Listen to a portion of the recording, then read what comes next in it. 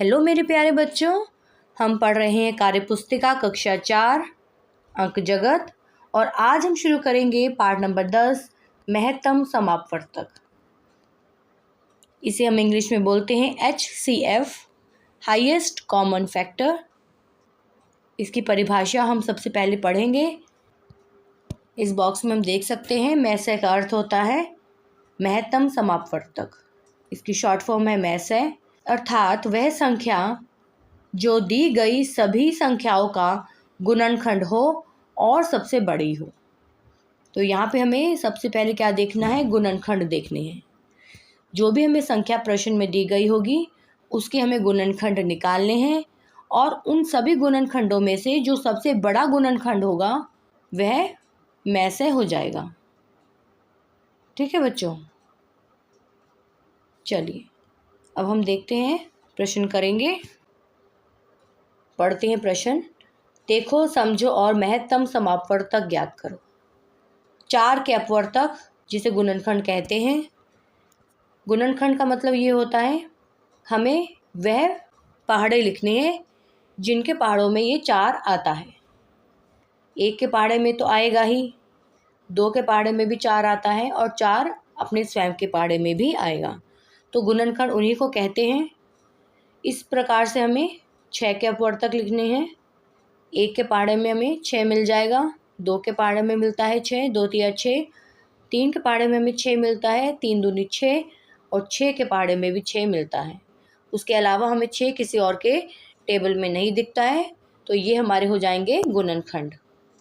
अब हमें क्या चेक करना है, ऐसे गुणनखंड जो दोनों में हो। ये 1 है, ये दोनों में है, यह गुणनखंड भी दोनों संख्याओं में है। अब इन दोनों गुणनखंड में से हमें जो सबसे बड़ा होगा, यहाँ लिखा है सबसे बड़ी संख्या होनी चाहिए, सबसे बड़ा गुणनखंड होना चाहिए, वह हमें चेक करना है। तो जो सबसे बड़ा गुणनखंड है वह है 2, इसलिए 4 और 6 का में से हो जाएगा 2। यहाँ पढ़ सकते हैं 4 और 6 के समान अपवर्तक गुणनखंड है 1 और 2। ये तो समान लिख लिए, समान अपवर्तक इन्होंने अलग से लिख लिए कि 2 समान है, 1 भी समान है और 2 भी समान है। अगली लाइन में 4 और 6 का सबसे बड़ा समान अपवर्तक गुणनखंड है 2, लेकिन जो सबसे बड़ा है वह कौन सा है, 2 है। बड़ा भी है और समान भी है, तो वह है 2, इसलिए जो 4 और 6 का में से हो जाएगा वह है 2। चलिए नेक्स्ट प्रश्न की ओर चलते हैं। अब है 6 के अपवर्तक हमें बताने हैं। 6 के अपवर्तक मतलब वह सभी हमें टेबल लिखने हैं जिनके टेबल में 6 आता है। 1 2 3 6, 9 के अपवर्तक हो जाएंगे 1 और 3।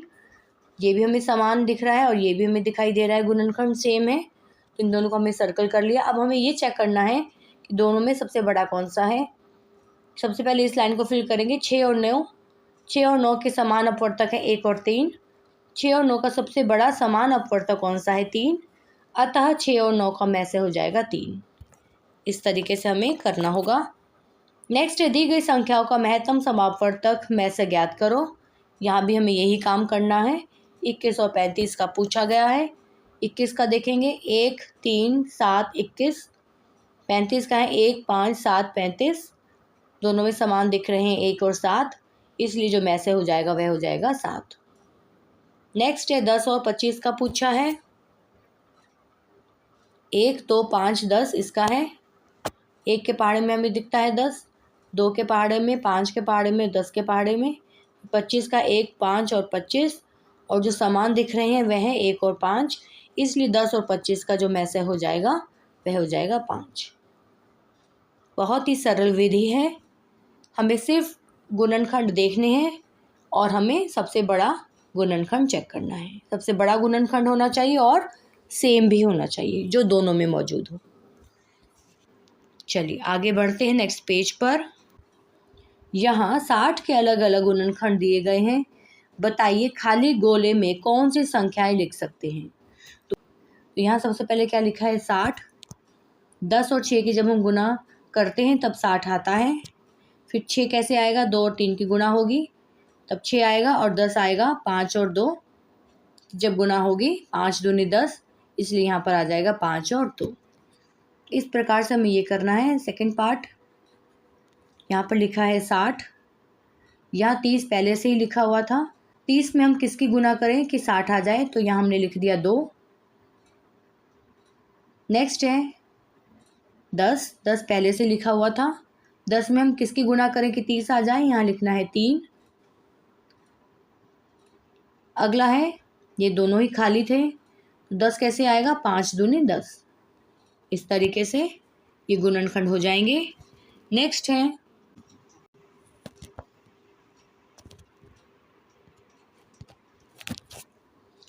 दी गई संख्याओं में सह अभाज्य संख्याएं ज्ञात करो। तो हमें जो सह अभाज्य संख्याएं हैं वह ज्ञात करनी है इन संख्याओं में से। सबसे पहले हम देखेंगे सह अभाज्य संख्या क्या होती हैं। जब दो संख्याओं का मैसय 1 हो तो वे परस्पर सह अभाज्य संख्याएं होती हैं। जब हम मैसे कैलकुलेट करेंगे उसके बाद अगर मैसे हमारा 1 आता है तब हम ये बताएंगे कि जो दोनों संख्याएं थी जिनका हमने मैसे निकाला था वह दोनों संख्याएं कैसी हैं, सह अभाज्य संख्याएं हैं। तो यहाँ पर 3 और 7 का मैसे कितना हो जाएगा, 1। अतः 3 और 7 कैसी हो जाएंगी, सह अभाज्य संख्याएं हो जाएंगी। अब बच्चों हम देखते हैं 3 और 7 का मैसे 1 कैसे हो जाएगा। 3 कैसी संख्या है, एक अभाज्य संख्या है। अभाज्य संख्याओं के केवल 2 ही गुणनखंड होते हैं, 1 और स्वयं वही संख्या।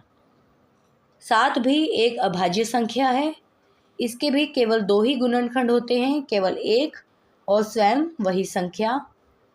अब हमें अगर इनके मैसे निकालने हैं तो हमें केवल यही ऐसा दिखाई दे रहा है अंक जो समान है, इसलिए जो इनका मैसे हो जाएगा वह हो जाएगा 1।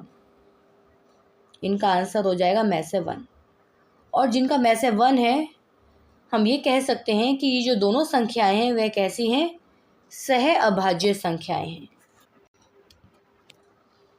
नेक्स्ट है 5 और 7 का मैसे कितना होगा, 1, क्योंकि ये भी हमें सह अभाज्य संख्याएं हमें दिखाई दे रही हैं। अतः 5 और 7 कैसी हैं, सह अभाज्य संख्याएं हैं। 8 और 12 का मैसे क्या हो जाएगा, ये कैसी संख्याएं हैं, ये भाज्य संख्याएं हैं और इनका मैसे कितना हो जाएगा, 4। आप करके देख सकते हैं इनका। 8 किस किस के पहाड़े में आता है, 1, 2, 4 और 8। दूसरा है 12, 12 किस किस के पहाड़े में आता है, 1, 2, 3, 4, 6 और 12 स्वयं। अब दोनों में जो समान दिखाई दे रहा है वह क्या है, एक तो 2 है समान और 4। इन दोनों में जो बड़ा गुणनखंड है वह कौन सा गुणनखंड है, 4। इसलिए आंसर हमारा हो जाएगा 4। चलिए नेक्स्ट पेज पर आएंगे। सही उत्तर वाले को काला करो। नंबर 1 है 12 के अभाज्य गुणनखंड होंगे। हमें 12 के अभाज्य गुणनखंड निकालने हैं तो उत्तर है इसका ग, 2 गुना 2 गुना 3। नंबर 2 है सबसे छोटी सम और विषम संख्याओं का योग कितना होगा, 3। सबसे छोटी सम संख्या होती है 2 और विषम कौन सी है, 1। इन दोनों का योग क्या हो जाएगा, 3। नंबर 3 है एक ऐसी संख्या है एक न भाज्य होती है और न अभाज्य, इसलिए ऑप्शन घ करेक्ट है। नंबर 4 है एक संख्या दूसरी संख्या का गुणनखंड होगी जब पहली संख्या से दूसरी संख्या में भाग देने पर शेषफल होगा, कितना होना चाहिए शेषफल, 0। कोई शेषफल नहीं रहना चाहिए, तब हम कह सकते हैं वह दूसरी संख्या का गुणनखंड होगी। नंबर 5 है 2 क्रमागत संख्याएं सदैव होंगी सह अभाज्य।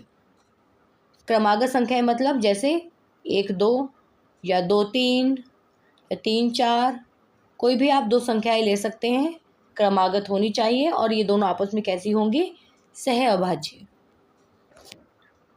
चलिए 6 देखते हैं। 5 और 15 का लैसा होगा, ऑप्शन जो ख है वह सही है, 15। चलिए करके देखते हैं। 5 के हमें अपवर्त्य निकालने हैं, मतलब 5 का पहाड़ा लिखना है। 5 एकम 5, 5 दूनी 10, 5 दिया 15। इसी प्रकार 15 का अपवर्त्य देखते हैं, 15 एकम 15। तो हमें यहीं पर ही छोटा अपवर्त्य मिल चुका है और यही हमारा लैसे हो जाएगा। नेक्स्ट है इसको ठीक कर लीजिए, दोनों यहाँ पर 6 लिखे हुए हैं, ये 7 हो जाएगा और ये 8 हो जाएगा। नंबर 7 है 15 और 36 का में से हमें ज्ञात करना है। इसका ऑप्शन क सही है 3। नेक्स्ट है नंबर 8, एक ट्रेन 3 स्टेशनों के बाद रुकती है जबकि दूसरी ट्रेन 4 स्टेशनों के बाद रुकती है।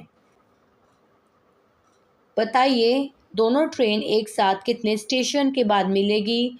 इसको ज्ञात करने के लिए आप क्या करेंगे, हमें इसको ज्ञात करने के लिए लसाअ निकालना होगा। किसका? 3 और 4 का। 3 और 4 का लसाअ जब हम निकालते हैं, इसका लसाअ आता है 12। इसका मतलब है दोनों 12 स्टेशन के बाद आपस में मिलेंगी। तो हम कैसे निकाल सकते हैं इनका लसाअ निकालने के बाद। तो बच्चों ये था लास्ट प्रश्न इस पार्ट का, और इसी प्रश्न के साथ पार्ट नंबर 10 महत्तम समापवर्तक कंप्लीट होता है। मिलते हैं एक नई वीडियो के साथ।